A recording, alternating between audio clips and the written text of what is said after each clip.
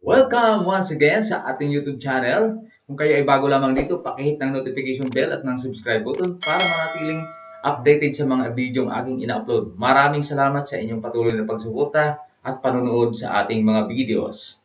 Okay, the last time ang ating tinalakay is about adding decimals. So this time, we are going to discuss how to subtract decimals. So this is Mathematics 5th grade. Let's go! So this time, we have a word problem. Ronald has 235 and 50 hundreds in his pocket.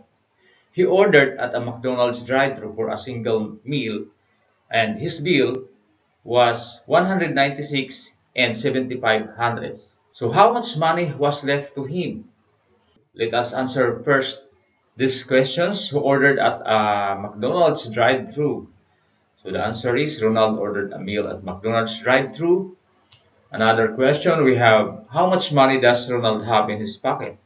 So the answer is Ronald has 235 and 50 hundreds in his pocket. Okay, another is how much is the bill of his order? The answer is his bill was 196 and 75 hundreds. What are given?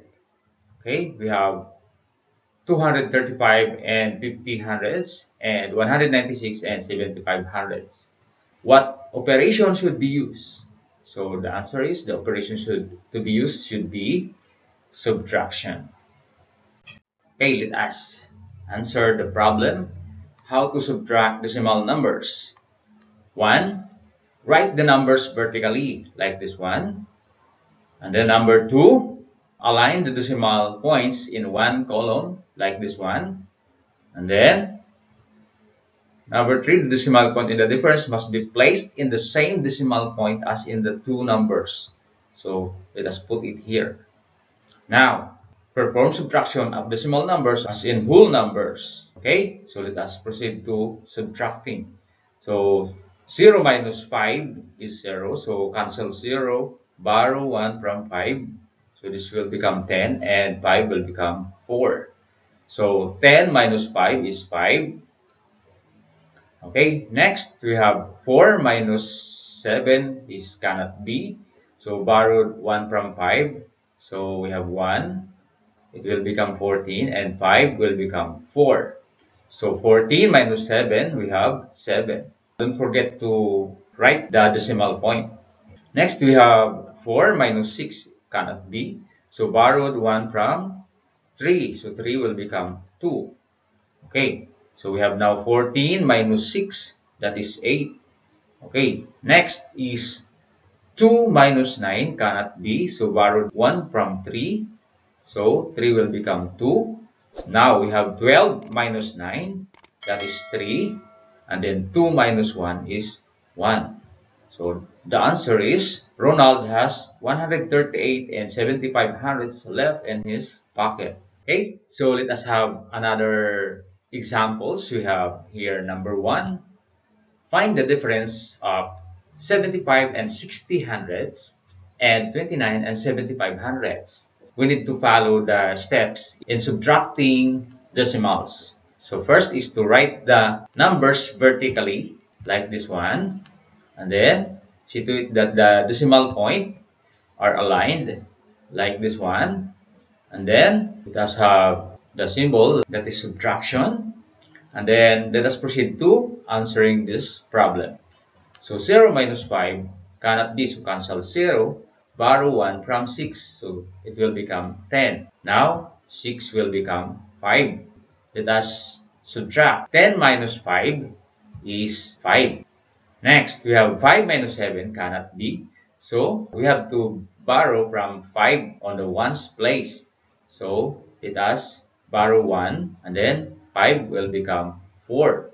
Now, we have 15 minus 7, that is 8. So, remember to write the decimal point. Next, we have 4 minus 9 cannot be. Again, borrow 1 from 7. So, we have 1 and then 7 will become 6. Now we have 14 minus 9, that is equal to 5. And then next we have 6 minus 2, that is equal to 4. So the answer is 45 and 85 hundredths. Next, okay, so example number 2. What is the difference of 73 and 50 hundredths and 58 and 359 thousandths?